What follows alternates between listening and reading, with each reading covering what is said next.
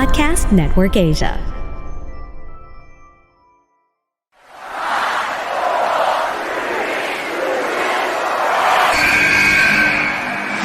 What's going on? This is Xavier Woods, a.k.a. Austin Creed. I said give me a hell yeah!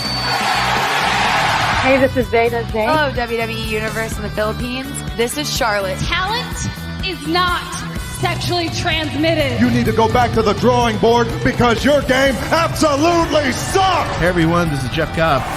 I'm Lewis Howley. I'm Sam Spoker. We are pretty deadly. Yes, boy. Yes, boy. Hello, my name is Ilya Dragunov, the star, the NXT UK champion, and you're listening to the Wrestling Podcast. You are now listening to the longest running weekly episodic Filipino wrestling podcast. This is the Wrestling Podcast, coming at you from WrestleMania Tuesday.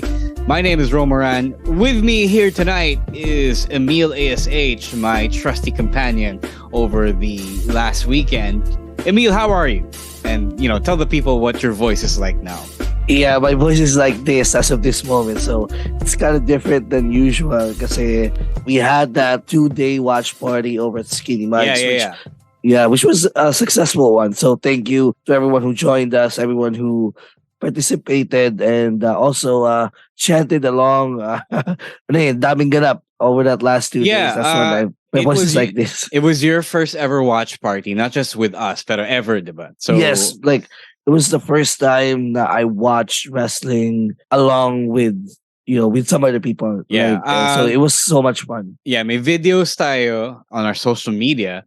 We've been talking about it online. But tell the people, give them a quick summary of your watch party experience, especially now that it was our first watch party back live in person. Yeah, so it was so much fun kasi hindi ko inakala na so passionate pala ng mga fans towards wrestling. Like, I thought the watch party, we're going to get some claps, we're going to get some pops. But all throughout the show, people were so energetic. Like, they chanted all day long. And pati ako, at some points, napasama din ako because I got dragged to how energetic the crowd was, especially because it was my first one. It was my first watch party. And I also got to meet a lot of our listeners, a lot of our Patreons, a lot of friends of the podcast as well for the first time. So it was good seeing them. And there was this one moment, this so heartwarming moment for me. After day one, there was, I think twin sila, yung isa sa mga nanalo ng raffles, they came up to me and they said they liked me being added to the show and they're fans of the show. Which first time ko lang yun kasi wow. I'm new to this. I'm very new to the podcasting scene. It's so heartwarming to see na at least I'm doing this right. So napaka overwhelming nun. And then again, I just love the energy from the people there, and hindi ko makalimutan yung first ever watch party experience ko. And yun na nga, the best thing about it is I'm in the watch party, but as a part of the podcast. So, sobrang great talaga ng feeling. Yeah, medyo swerte ka kasi WrestleMania was your first watch party. Yeah. For the big four, well, actually just the Royal Rumble and WrestleMania, the crowds are really hyped kasi syempre may magic. Even SummerSlam doesn't get that much hype. We did it before, but it wasn't as hype. But syempre, that was during the Vince era, which we'll talk about more on Thursday. But it isn't always that great. But when it's great, or when everyone is so into it, and when everything is hitting, it's actually really great. It also helps na this is literally one of the best periods of WWE has ever had since Ruthless Aggression, Attitude Era. Na there's so much momentum coming to that WrestleMania na mataas yung expectations natin with that Mania, and they still delivered. I also want to add before we move on, grabe yung mga energy ng mga fans, especially in the main event. Like, they sang the whole entrance theme of Cody Rhodes. Like, how can they have that energy? What a crowd, the energy, I loved it. So thank you again to everyone who joined the watch party over the last 2 days. Yeah, babalik na yan. But seriously though, we already have an inquiry from the management of Skinny Mike's na kailan daw ang susunod nating event. People have asked for Money in the Bank, but Money in the Bank is going to start at like 4 a.m. another time because it's being held in the UK. So we'll have to think about our next move, but rest assured there will be a next move. Life has kind of come back to normal anyway. So you can bet we'll be doing a lot more of this. We'll just have to figure out, we'll just have to gauge what events that you will like. I said, obviously not every event is going to be hitting like this. So stay tuned to them. Follow us if you're listening to this and you're not following us yet on social media. Please do. It's the Wrestling Podcast on Facebook, Wrestling Podcast on Instagram, and at Wrestling2XPod on Twitter and TikTok. Right, your voice is shot, so I'll do this. You mentioned our Patreons. You can still join our Patreon program. I know na mahirap na because we're doing watch parties again in person, but there are still perks to this. There are still perks to being a patron. If you sign up for only $5 over on patreon.com/wrestling podcast, you get access to our Discord community where we still do watch parties because syempre, there will still be events that are better done over the internet. Either that or we will have smaller, intimate watch parties for events that are not so hyped. If you are a patron, you will get some free access to it. First come, first serve na lang. We'll talk about those more, but we are putting those in the pipeline. There are also events that we are doing, like live recordings that you can get free access to. We'll be doing a live recording for our 9th anniversary later this month. That's April 23. That is Sunday. Yeah, it's a Sunday. I'm sure wala kayong events or anything going on that much. Stay tuned for our ticket information so you can be a part of that momentous 9th anniversary recording. And the Discord is where we do our wrestling talk and other talk. We literally just got a resubscription from one of our patrons just because he wanted to talk about WrestleMania with us and his fellow patrons. So that's pretty cool. Maraming ganap. If you have a lot of feelings, this is the best place to chat with us about them. Syempre, you get well, not an exclusive access, but there are stuff that you can get beforehand. When we do exclusive interviews, we will release them on Patreon before you get them on podcast form. We did that before, and if we do it again, you will get that again.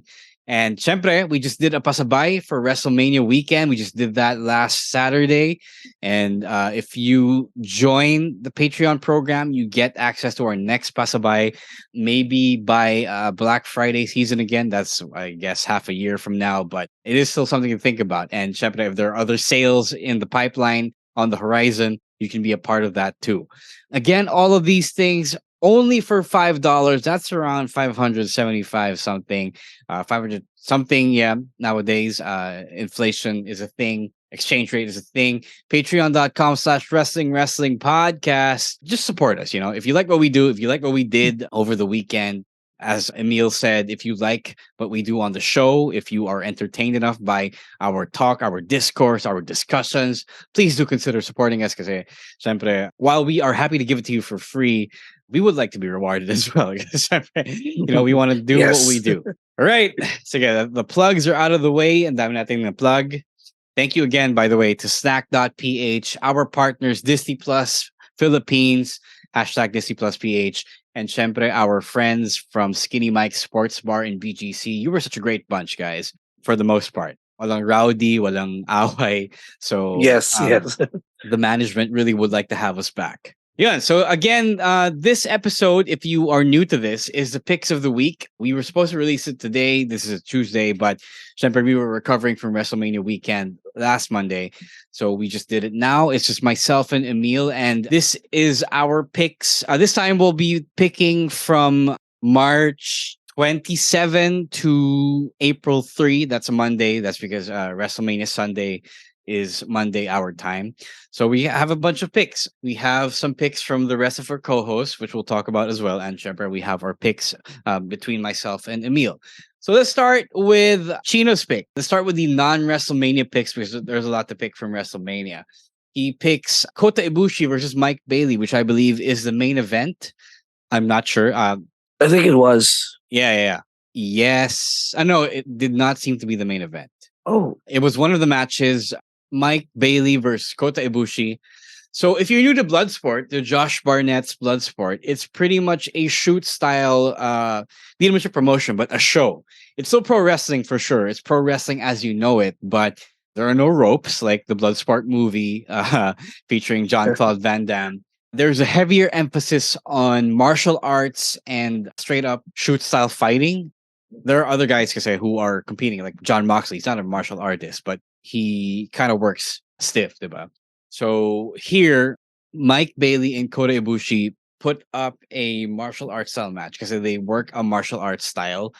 They are strike heavy. Kota Ibushi is a kickboxer.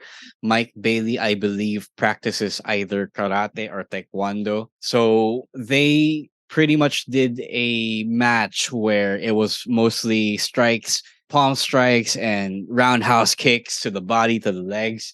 There was a little shoot wrestling in there as well. And if you've seen either man's work, you would know that both guys have a similar style and they mesh well together. This is one of Kota's first matches back since leaving NJPW last year. Chino says that, and yeah, like I said, it's a perfect matchup because of how similar their styles are. For Chino, the style is still is still able to allow non-shooters like Ibushi and Bailey, although that's not quite correct because they do have martial arts experience, but they don't do like catch wrestling, I believe is what he means here. The style is flexible enough for them to still shine. Ibushi still pretty much finishes with a Kamigoya, which is not a shoot-based maneuver, and he wins via knockout. There are no pinfalls, I believe. It's either you win by a submission or knockout. So that is the Bloodsport part of Bloodsport. So Emile, what did you think of this? If you caught the match? Yeah, I caught some clips of it online, and I often forgot that Mike Bailey's style is parang martial arts because mas kilala ko siya as a high flyer because of seeing his clips on Impact. But this is one of those times where nagsishine yung martial arts expertise niya. And also Ibushi, we all know how good he is at kickboxing. So this was great. GCW had so many events over the last couple of days, and this is one of those na really went viral and pinag-usapan online because again, this is Ibushi's first match after leaving New Japan. So I think this is a good match if you're not familiar with the Bloodsport and this is your first time watching it. This is a good match to actually get into it because both of them are huge names then in the indie wrestling circuit and very new concept to some people, and they delivered. So they delivered on this match. Yeah, I've yet to catch up on Bloodsport because I'm going to use the Holy Week break to catch up on all the WrestleMania weekend wrestling I missed. Same row. Like that Holy Week, I'm going to use that to watch all the other wrestling that happened last weekend. Big tip for indie wrestling promoters who are, taking advantage of WrestleMania weekend. I do not think people can legitimately catch up with all of the stuff. This is mostly because WWE is running 2 nights of WrestleMania now, and they can't even put on NXT properly anymore. Oh, dati pwede pa eh. Kasi before the pandemic, they were still pushing through with their gargantuan 7-hour WrestleManias. So that's all in one day. So you have enough space to run another show on Friday and Saturday. And then everyone just took advantage and put up the shows willy-nilly that weekend to the point na nobody can keep up on everything, especially if you're a completionist. So parang hindi siya na ma-maximize yung potential for profit. So buti pa si NJPW, they decided to run a show the weekend after, which is Sakura Genesis on Saturday. I think it's still in Japan, right? So they don't take up the attention that the WrestleMania weekend shows do. So the independents are going to have to rethink this strategy and make sure that they can get the most profit they could. Anyway, so let's move on to my pick. I have 2 picks. This is my second pick from Supercard of Honor last Friday. Katsuyori Shibata versus Wheeler Yuta for the Pure Championship. This is really great because the Pure Championship rules are 15 minutes per match, no more, no less. If you reach the 15-minute time limit, I believe you go to a draw. So that's pretty cool. It keeps the match short. It doesn't make you tired to do anything. So this is really good. Again, I miss Shibata. I think every time he wrestles now is a special thing. It's a special feature because he's literally missing a part of his brain. He's not the same guy anymore. But he is still the same wrestler. He's just not going to do yung wild, stiff exchanges and stiff strikes. He's not gonna headbutt the shit out of you like he did before he got that subdural hematoma, diba? Even though he doesn't do that, he's still pretty good. And this match was pretty good. It was classic Shibata. It was classic the wrestler. And Wheeler Yuta kept up with him. Interesting note that Shibata won the Pure Championship. So that means we're gonna get him more in ROH. He is based in the US now because he's running the LA dojo. So it's easier for him to get bookings for ROH shows wherever they may be. So that's pretty cool. Shepard helped that the show was in LA as well. I want to see more of this. I want to see the toned down Shibata. I think that more people will appreciate him now that he's not allowed to go crazy. That was the complaints of some people. Pretty much victim blaming him for injuring himself kasi while siya mag-wrestling dati, diba? So I'm just happy that we get to see Shibata wrestle again and we get more of him and people will get introduced to a safer Shibata. So did you catch this match? What did you think? Again, just a glimpse of the match, and just the fact that we get Shibata in 2023 after what happened 6 years ago. Yeah, exactly 6 years ago, because his injury happened April there of 2017.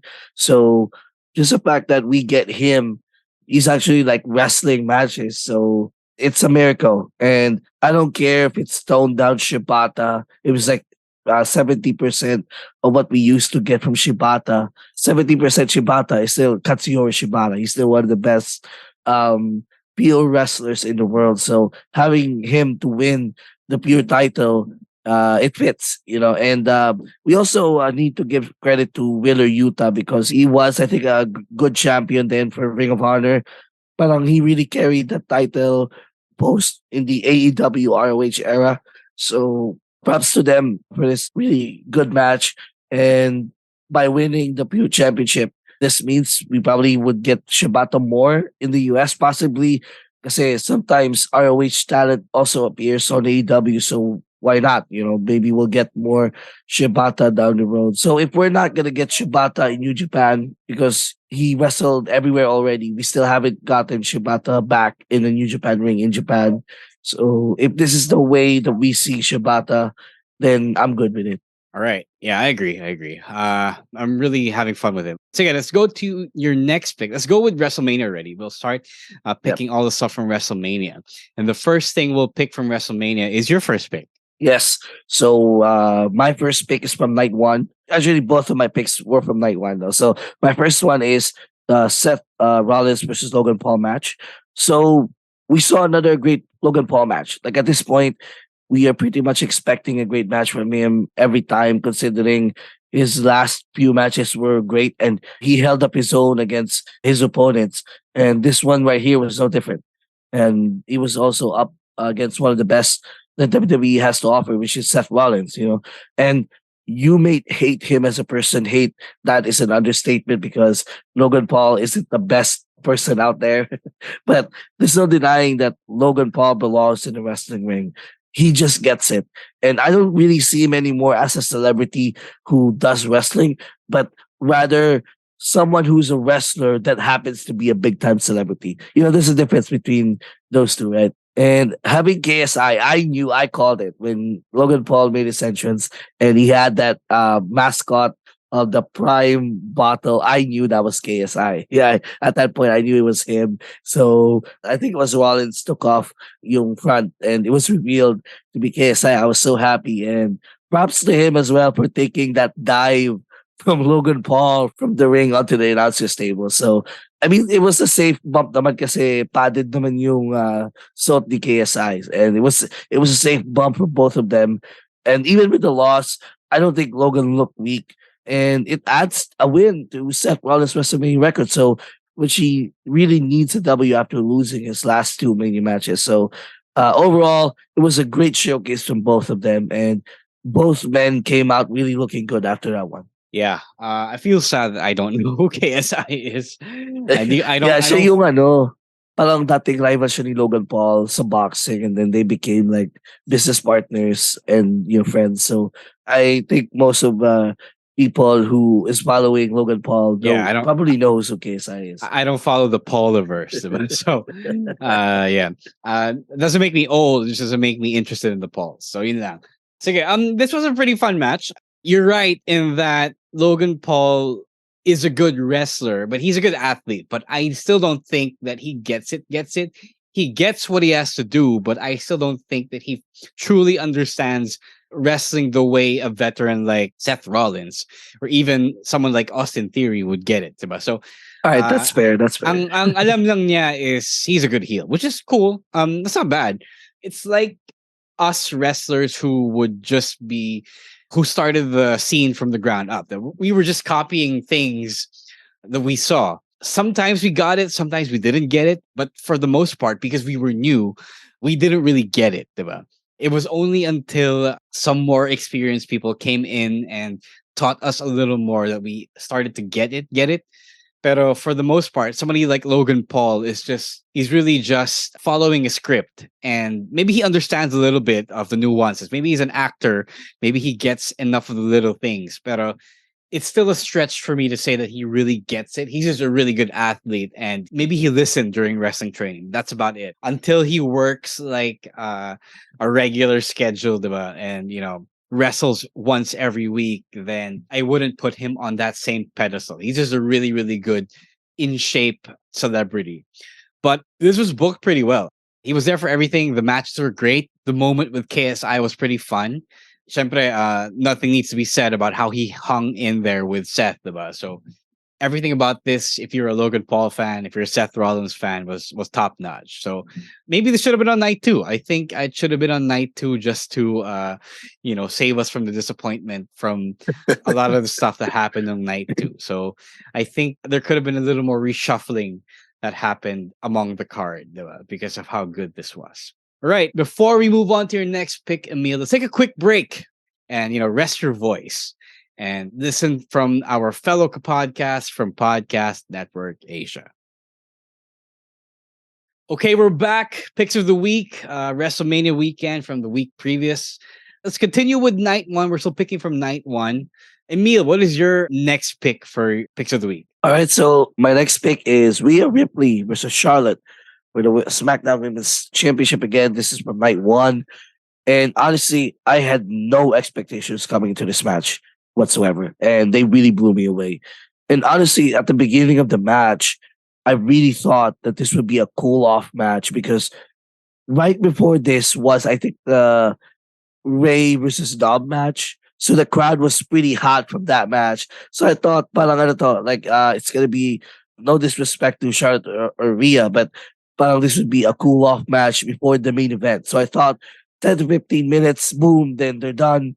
But I somehow underestimated the in-ring ability of both Charlotte and Rhea to deliver despite a weak build-up to the match. By the middle part of the match, the crowd at Skinny Mike's were already on their feet. They were popping at every move and every kick out.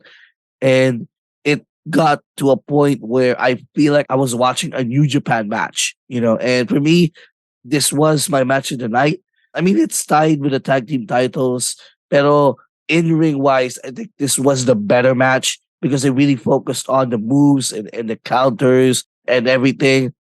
And this match was so good that you could watch it without any context, without knowing the story before the match, and you would still be blown away by it because of the in-ring ability of these two. I said earlier, it was like I was watching a main event from a New Japan show because both of them just exchanged everything and nagkakrescendo sila. And the finish was great. It was a top rope, riptide. Both of them kicked out of each other's finishers, which really popped the crowd. And again, incredible job by these two. Parang they had a chip on their shoulder because originally, I don't know if this was true, but originally this was the main event. But people were up in arms about it because they thought the tag team match deserved the main event. And they did. They did deserve the main event. But they had that chip on their shoulder that they got to deliver. Because people were underestimating them before WrestleMania. And I felt like a lot of people also felt the way that I felt. Like they had no expectations, but these two blow everyone away. So kudos to Rhea and Charlotte for this incredible match. I really often forgot that Charlotte is really good because I felt like in the last few months, parang she's just going through the motions. But when she's on, Charlotte, again, still one of the best. Yeah, I'm glad you mentioned all of that because we cannot talk about the quality of this match without going into the subtext. So, the chip on their shoulder was not just because they were being underestimated, but because there was a rumor that they were supposed to main event night one because syempre, Rhea won the Royal Rumble. That entitled her to the opportunity of closing the show. And that rumor was kind of proven true because Charlotte made a comment in which she said that the Royal Rumble winner does deserve a main event spot. So that was already in there. You mentioned everything. They were pretty much wrestling to prove that they should have been on last. And your Japanese influence comment observation was also not too far off from what other people noticed as well. So this is really good. I agree with everything you said. Charlotte, I also agree that Charlotte can fly under the radar because we don't like her face character. We think she's overpushed. But when she is, when she's on, she's on. She can really deliver. And that's why she is a main eventer, right, in the women's division. And Rhea, for her part, proved again why she was really great. Rhea, for me, was one of the breakout stars in the very first Mae Young Classic where we first saw her. And she proved again why that was the case, why she was the first NXT UK Women's Champion and all those other achievements. She is that good. I don't think you can still watch a Rhea Ripley match in 2023 and still think that she isn't that girl, diba? Yep. I've seen a lot of people complain about this match than the first part of the match where they were just doing things. You're not authorized to complain about that because it was really good the way they built everything up to the end. It felt like an NJPW main event in which it does start out slow and it ramps up in intensity toward the end. I also agree with you in that ring wise, as much as it's hard to really quantify it, it really was better than the main event. The main event, which we'll talk about in a bit, was carried by something else completely, diba? Yes, And exactly. this one was really carried by the merits of how well both women wrestled. And even if you say that they took a script, a formula rather of how main event matches should be wrestled, the most important thing, naman, is you execute it well, diba? And execute it well, they did. So a lot of those things went a long way. It solidified Rhea as the top woman right now. I would even dare say that she has overtaken Bianca because everyone was talking about Rhea and not really talking about Bianca. So kudos to Rhea. Really great match. If other things didn't happen, this would have been like the best match of the entire weekend, of the entire WrestleMania weekend. So, yeah, anything else you want to add? One final note though, that German suplex spot where Charlotte landed right on her face is one of the most brutal spots I've ever seen Yeah. ever. I don't know if it was planned or it was nangyari lang talaga yun. No. I can explain that from a wrestler's perspective. Bibo lang yung ate mo. Okay. She was doing too much. She was overshooting her flips, her bumps. The face bump though was pretty safe. Anytime you land in your front and then with your palms down, that's safer than landing on the back of your head. So it looks dangerous because she did a full rotation. But I'm here to shatter the glass and say that that is safer than you think. I took a back bump from top rope, and that is more dangerous because I could have broken my neck. Yeah, and I thought she was trying to land on her feet, but nagkamali lang. But yeah, man, kudos. That was a brutal spot. So. All right, moving on to our next pick. This one is from Stan, who was calling the entire show from home. That's why he couldn't join us for the watch party. It's from night one, the main event. Sami Zayn and Kevin Owens versus the Usos in the Unified Tag Team Championship match. Okay, so obviously we know why this was the pick. It gave us the big moment. It gave us the moment that we were clamoring for ever since Sami Zayn lost the World Championship match at Elimination Chamber. So I do not want to go into the creative part of this because I wanted to save that discussion for the live stream because there are so many things to talk about when it comes to the booking during the live stream. Marami tayong pag-usapan doon. So let's go into why this was such a good match. It's funny because a lot of old heads in wrestling want the wrestlers rather to focus on the storytelling. So everything from the old heads is story. Tell the story in the ring, tell the story, hook the people in. But the way this is wrestled, though, it would also piss off those same old heads. Because I saw this tweet that perfectly encapsulated my feelings. It said that everything that people love to complain about the Young Bucks, the Usos are doing now. Diba? So you would mostly notice yung super kick party nila, yung super kick fest. Yes, yeah. That is the kind of shit that would piss off so many people. But because it was done with master storytellers in Sami Zayn and Kevin Owens, somehow I think it would pass with a lot of people, with a lot of fans. Diba? Ironically, this is what the Young Bucks do now. They do these things. They tell a story with the crazy, over-the-top wrestling that they do. It's just that may reputation for being over the top. Before we talk about the Young Bucks too much here, it does really have to be noted that this is like the epitome of 2010s, 2020s wrestling, except that there is the magic of WWE editing that goes into it. So that was pretty good. I think they made it work. I just noticed the things that would piss a lot of people off. It's just that they really made it work with how much emotion the master actors in both teams were able to extract yung napiga nila from the moment, from the match.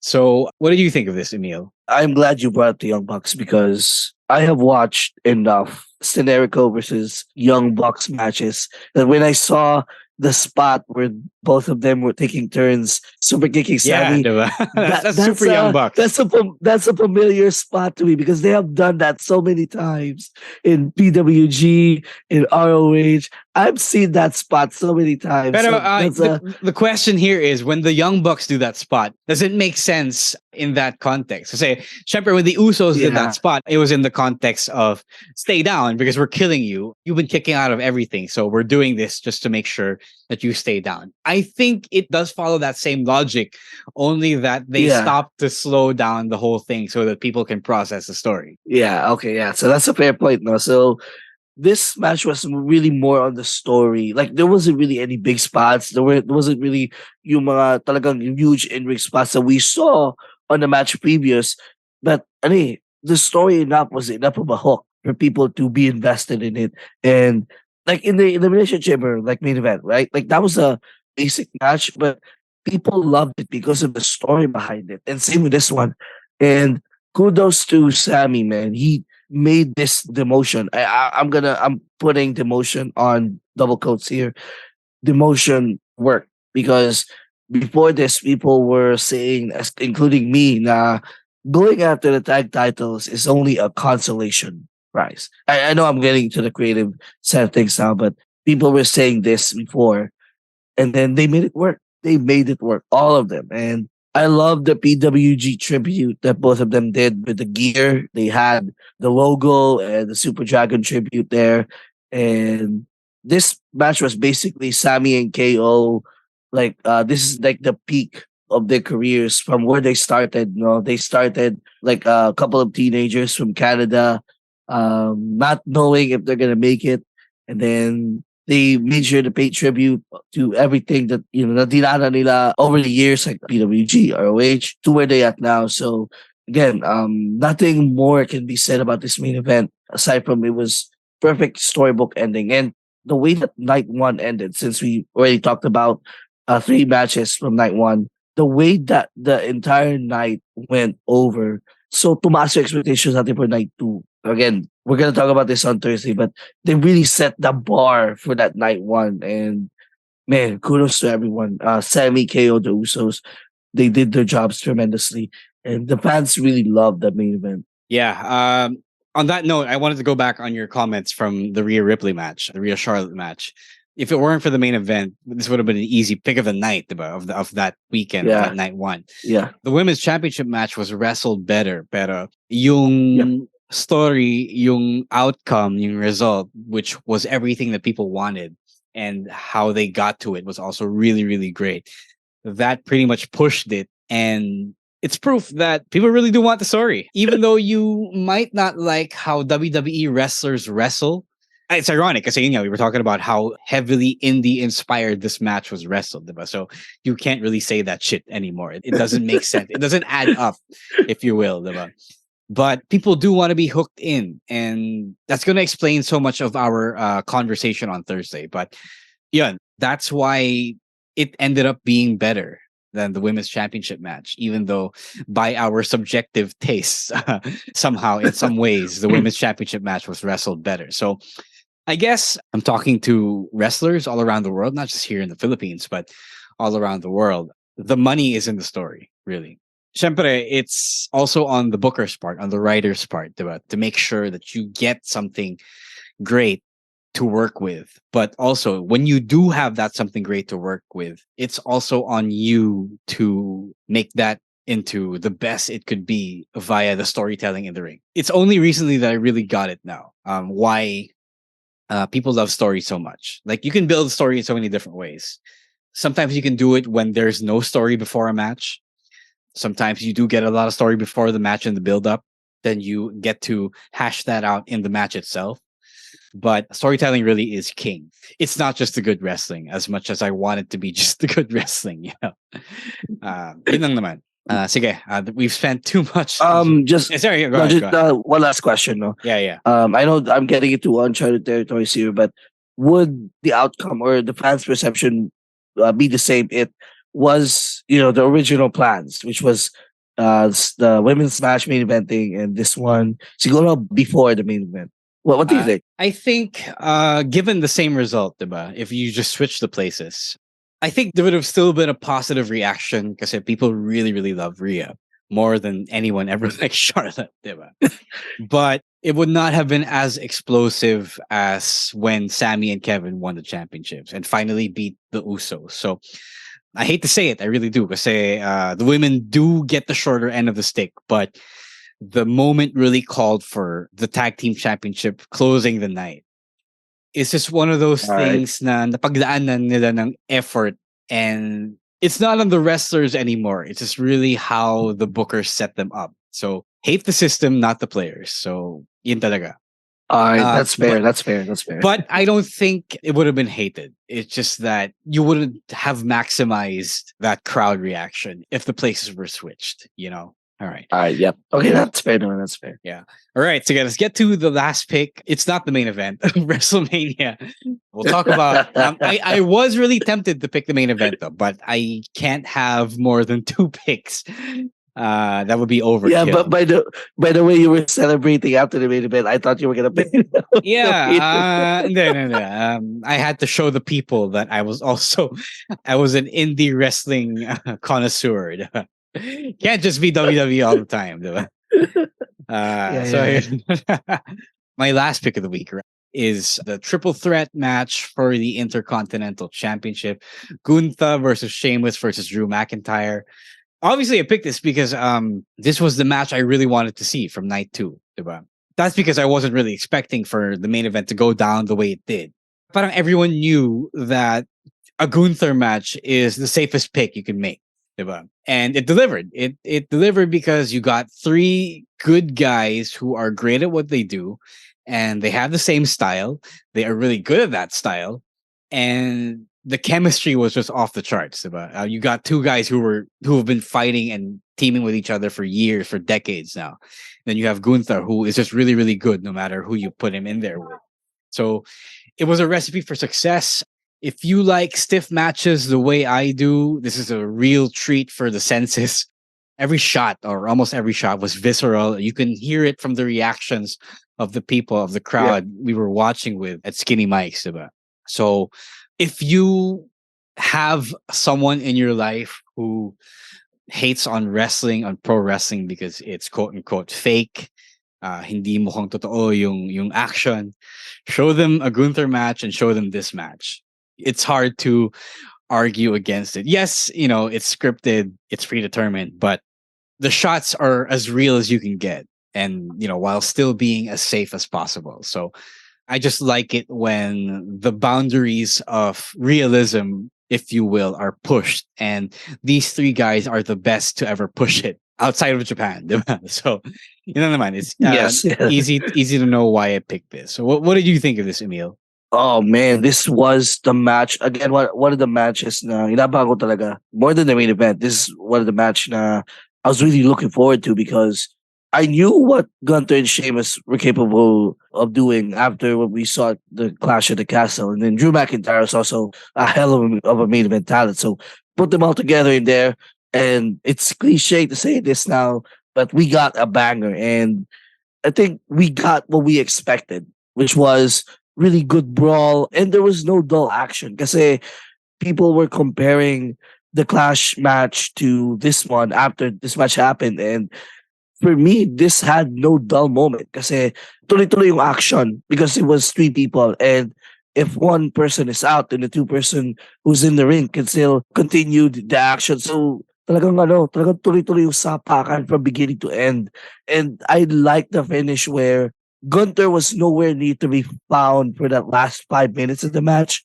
But he picked the ultimate moment to sneak back in and steal the victory, which for someone like Gunther, who's someone who's a very smart heel, it's very on brand, on character.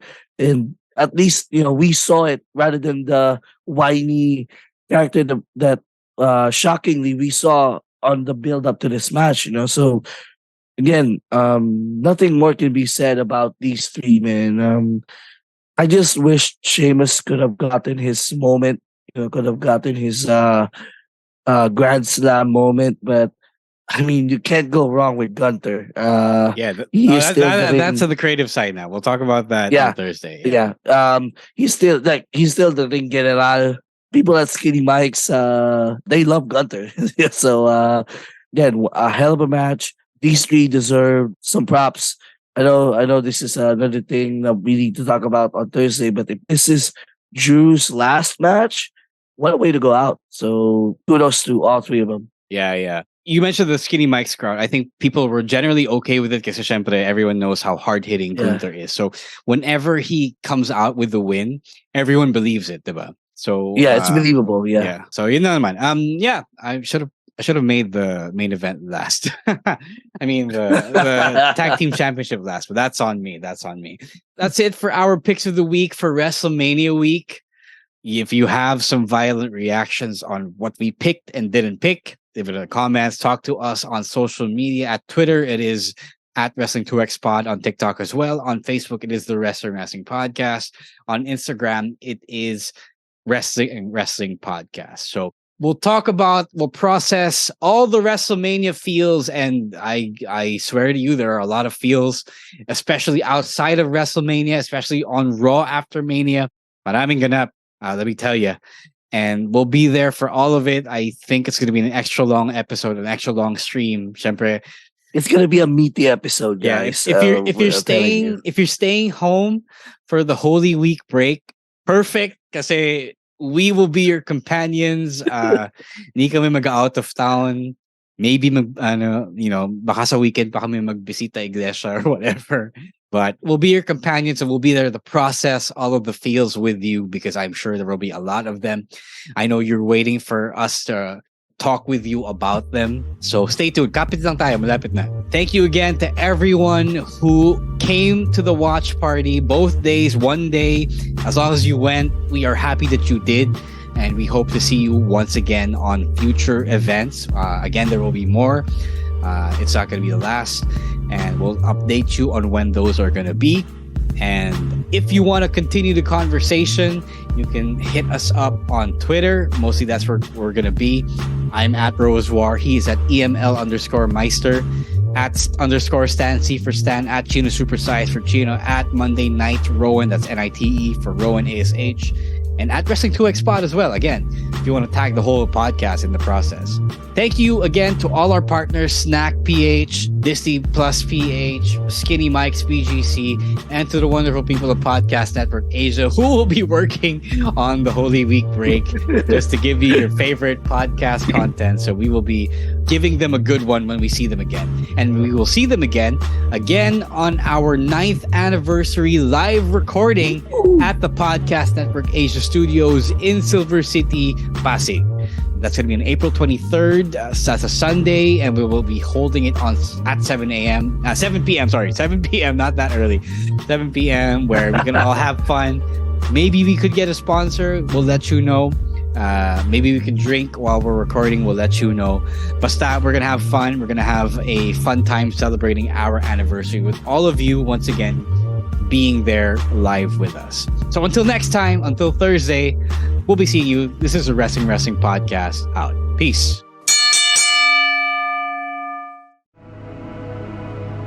The views and opinions expressed by the podcast creators, hosts, and guests do not necessarily reflect the official policy and position of Podcast Network Asia, the hosts of the program, or other programs of the network.